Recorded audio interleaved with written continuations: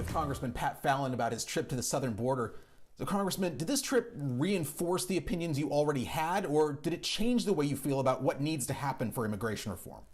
Well, that's the thing. There was somebody with us that was part of the administration, and I just asked her. I said, "So, what is your solution?" I said, "I mean, just if you're for open borders, and there are some people on the left that are, okay, but this is what you're going to get. I mean, if you look at just three little countries: El Salvador, Guatemala, and Honduras. There's 34.5 million people in those three countries combined, and they are living in abject squalor and poverty. And there are some of the highest crime rates in the world. The United States is a life raft of liberty, and it can be, overwhelmed. That's why you want orderly and legal migration. The thing for me is I want to be fair and as American as I can, and I think America is about liberty, justice, and fairness. There are 5 million people waiting to come to this country legally across the world, and and 95% of those folks are people of color coming from all over the world, going to benefit us because they're respecting the laws and the rules of the country that they want to become a part of. There's 1 million Mexican nationals waiting in Mexico to come to this country legally. How do we look them in the eye and say, I'm sorry that you're doing it the right way and you're following the rules that we've given you, but you now have to wait longer because all these folks just decided to come across the border and violate our laws as the first act they did when they came into the country. So I've always thought that a country is borders, language, and culture. And if you don't enforce your borders, are you really a nation to begin with, and why even have them? So let's not play this game about,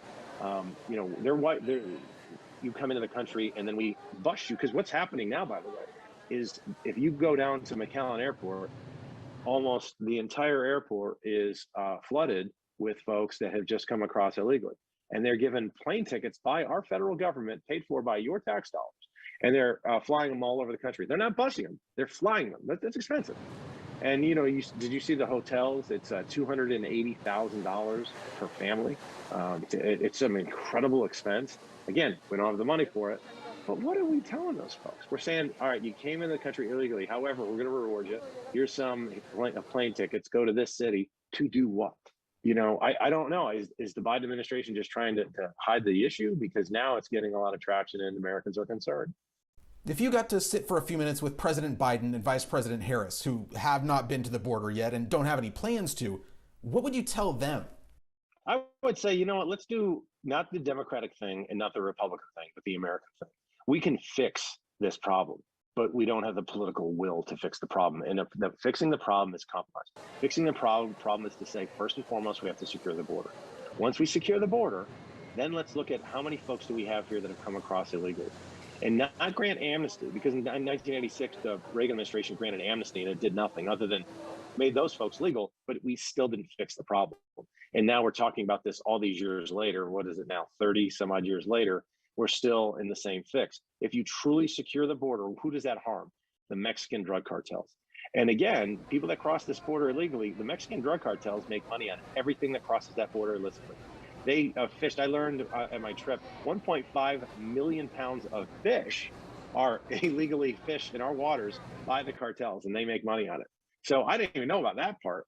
But anything that enriches them, they do it with human trafficking because they make so much money. Because if you smuggle a kilo of cocaine, once it's sold and used by the drug users, it's gone, it's consumed. But with sexual trafficking, you've got a human being that can continue to produce money for them. That's why they're into that. They're into anything that can make them a buck. So I want our federal government to run the border. And I would really ask and beg them, let's not give anybody a magnet to come here illegally. Let's do it legally. Let's maybe look at those countries and some others that we have special relationships with, including, I think, Africa and Asia as well, and maybe raise our quotas for legal migration.